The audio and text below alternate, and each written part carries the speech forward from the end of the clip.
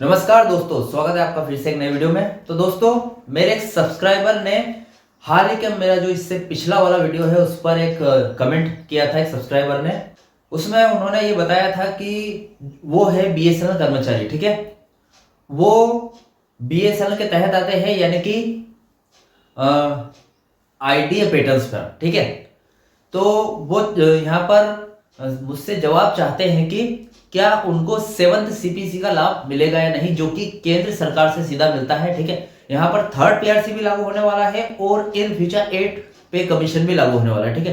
तो जो भी कर्मचारी है उनका कहना है कि जो फिलहाल 7th सीपीसी चल रही है वो लाभ जो डोट वाले कर्मचारी है उन पर लागू होते हैं या नहीं, ठीक है। तो वो बीएसएनएल कर्मचारी है जो कि डोट से ऑब्जर्व होके आए थे, ठीक है। तो उनका जो सवाल है उससे रिलेटेड मैंने एक आज वीडियो बनाया है। इस वीडियो में आपको सारे जवाब मिल जाएंगे। बीएसएनएल कर्मचारी जो डोट से ऑब्जर्व होके आए थे या फिर एमटीएनएल कर्मचारी है जो कि वो भी डोट से ऑब्जर्व होके आए थे, उनको 7th सीपीसी का लाभ मिलेगा या नहीं, या फिर 8 पे कमीशन का लाभ मिलेगा या नहीं, ठीक है। तो चलिए वीडियो को बढ़ाते हैं आगे। चैनल पर नए हो तो सब्सक्राइब करें। मेरा नाम है सुनील विश्वकर्मा। जानकारी यूजफुल लगे तो लाइक करके जरूर जाना। चलिए दोस्तों, वीडियो को बढ़ाते हैं आगे। तो देखिए दोस्तों, यहाँ पर सिंपल सी बात है कि जो डोट वाले कर्मचारी है, जैसे कि जो भी बीएसएनएल में है या फिर एमटीएनएल में ऑब्जर्व होके गए हैं डोट से, पहले सरकार के लिए काम करते थे, अब बीएसएनएल के लिए काम कर रहे हैं। वैसे बीएसएनएल भी सरकारी कंपनी है, लेकिन की कंपनी है, मतलब पीएसयूएस के तहत आती है, ठीक है। और केंद्र सरकार डायरेक्ट सरकार की ओर से आती है, ठीक है।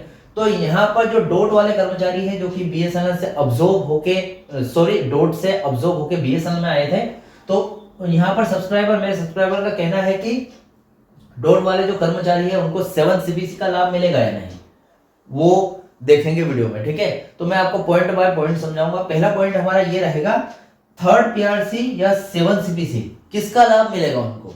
बीएसएनएल जो कर्मचारी है, चलो ठीक है, हमने मान लिया 3rd पीआरसी का तो लाभ मिलेगा, लेकिन 7th सीपीसी का मिलेगा या नहीं, अगर मिलेगा तो कितना मिलेगा, सारी जानकारी बताएंगे इस पॉइंट में। उसके बाद यहाँ पर दूसरा पॉइंट आता है, वर्तमान स्थिति क्या है तीसरे पीआरसी की, कब तक लागू होगा।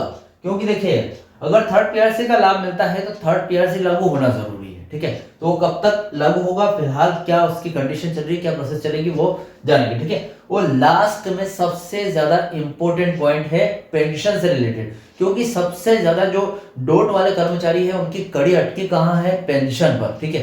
क्योंकि डोट से पेंशन लेते हैं और बीएसएनएल वेतन संशोधन पर अटके हुए हैं। जो उनका पेंशन संशोधन है पेंशनर्स का, वो वेतन संशोधन से जुड़ा हुआ है। तो उसके बारे में भी यहाँ पर देखेंगे, पेंशन का पहलू और उल्टा नियम, पूरा उल्टा नियम है वो भी देखेंगे, ठीक है। तो पहला पॉइंट है हमारा, 3rd पीआरसी मिलेगी या 7th सीपीसी लागू होती है। डोट वाले कर्मचारी जो कि बीएसएनएल में ऑब्जर्व होकर आए हैं उन पर कौन सी सीपीसी लागू होती है।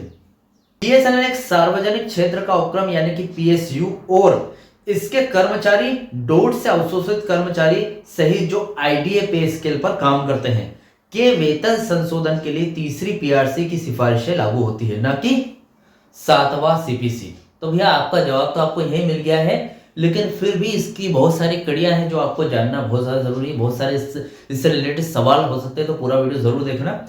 तो 7th सीपीसी तो नहीं मिलेगा आपको, लेकिन 3rd पीआरसी ही लागू होगा। अब 7th सीपीसी यह मुख्य रूप से केंद्र सरकार के कर्मचारियों के लिए लागू होता है जिनका वेतन CDA central dearness allowance pattern पर होता है।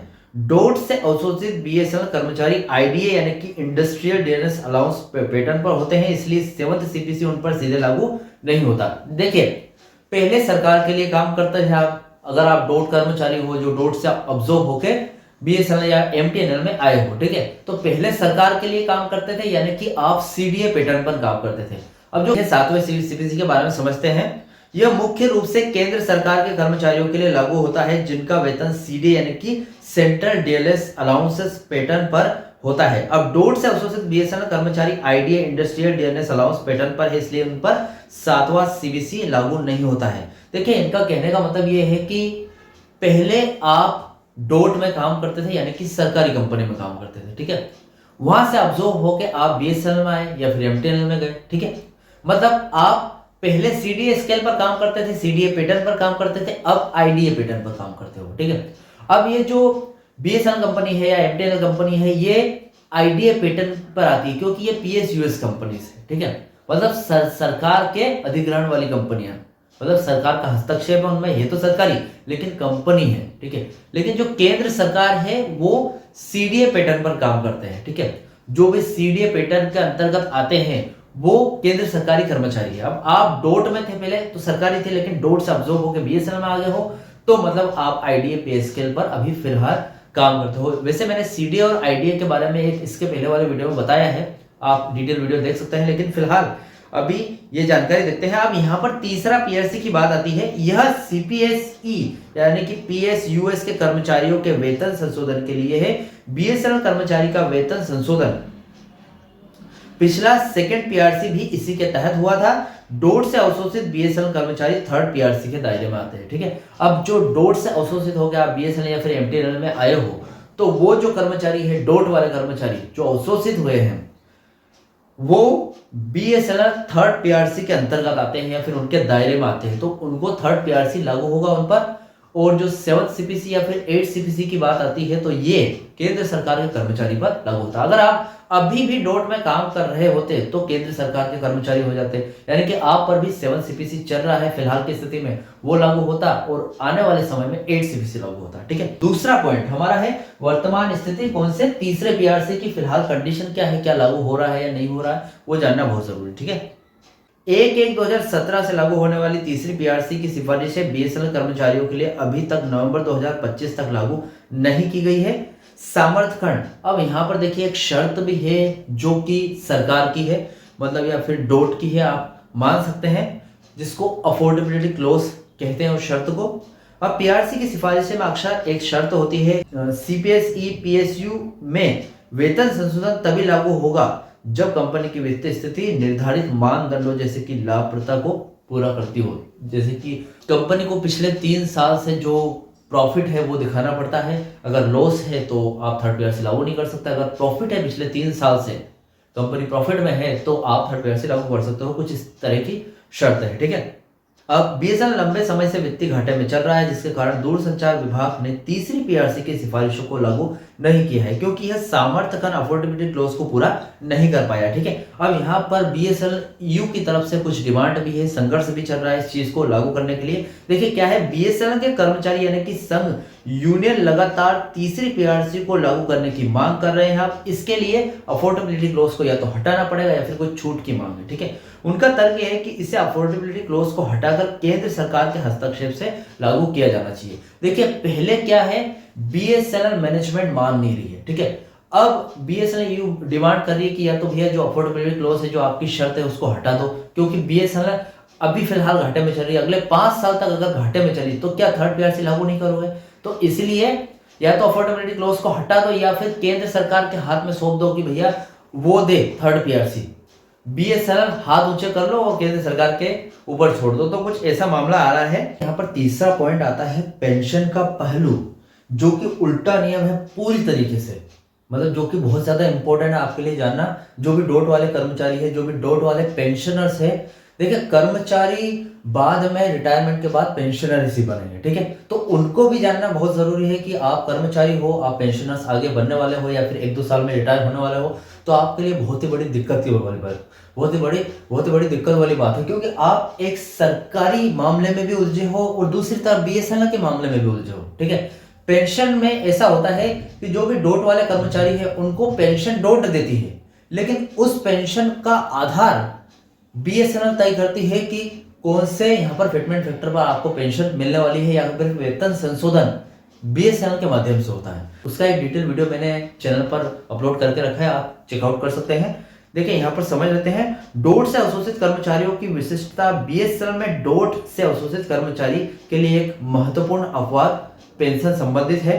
इन कर्मचारियों को अपनी पेंशन केंद्र सरकार यानी कि डोट से मिलती है और पेंशन के नियम सीसीएस पेंशन रूल द्वारा शासित होते हैं, ठीक है। अब पेंशन रिवीजन का मुद्दा, सेवारत कर्मचारियों के वेतन संशोधन को पेंशन भोगियों के पेंशन संशोधन से जोड़ा गया, ठीक है। मतलब वेतन संशोधन की लिंक पेंशन संशोधन से है, ठीक है। मतलब दोनों आपस में जुड़े हुए हैं। वेतन संशोधन पहले लागू होगा, फिर पेंशन संशोधन लागू होगा, ठीक है।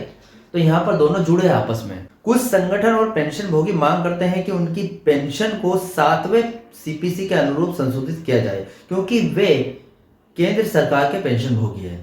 देखिए यहाँ पर बात क्या आती है कि 2016 में 7 सीपीसी लागू हो गया था, ठीक है, हर 10 साल में होता है। जैसे कि जो छठा सीपीसी है वो 2006 में हुआ था। तो ऐसे ही सेकंड पीआरसी है बीएसएनएल कर्मचारियों का, वो 2007 में लागू हुआ था, यानी कि केंद्र सरकार के छठे सीपीसी के 1 साल बाद में, ठीक है।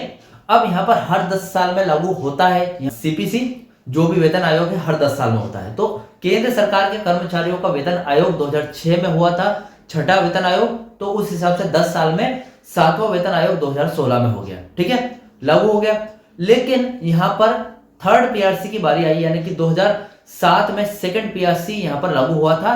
तो थर्ड पीआरसी कौन से टाइम में होना चाहिए? 2017 में लागू होना चाहिए। तो 2017 में डिमांड थी, कुछ फिटमेंट फैक्टर वगैरह भी लिया गया था, लेकिन बीएसएनएल की खराब स्थिति के कारण ये जो मामला 10 साल में लागू होना था वो यहाँ पर 10 से 19 साल हो गया, ठीक है। 10 साल तो पहले हो चुके थे 2017 में, अब 9 साल एक्स्ट्रा हो गए, मतलब 19 साल का मामला हो गया। अब हो सकता है इस साल भी नहीं हो तो 20 साल हो जाएंगे अगला वेतन आयोग यानी कि थर्ड पीआरसी लागू होने में, ठीक है। बीएसएनएल के जो पेंशन भोगी वो मांग कर रहे हैं कि भैया हमारा जो मामला है, हमारा वेतन संशोधन है वो 7 सीपीसी के हिसाब से आप हमारा लागू कर दो, अलग से केंद्र सरकार के हाथों में सौंप दो, हमें बीएसएनएल के हाथों में नहीं रहना, ठीक है। तो कुछ ऐसी मांग कर रहे हैं। हालांकि डोट का स्पष्ट रूप रहा है कि पेंशन संशोधन केवल तभी होगा जब सेवारत बीएसएनएल कर्मचारियों के लिए वेतन संशोधन यानी कि थर्ड पीआरसी लागू किया जाएगा, ठीक है।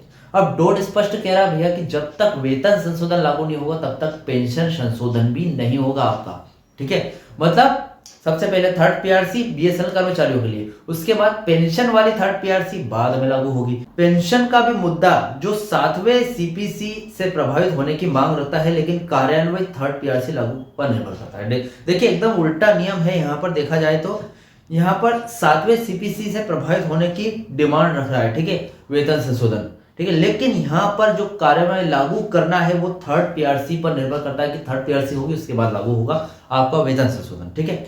अब यहाँ पर आपके पास एक चार्ट निकल कर आएगा, उस चार्ट को देखिए। थोड़ी सी यहाँ पर बात आती है कि उस चार्ट को देखने के बाद आप समझ जाओगे कि क्या करना है। आप स्क्रीनशॉट ले लेना।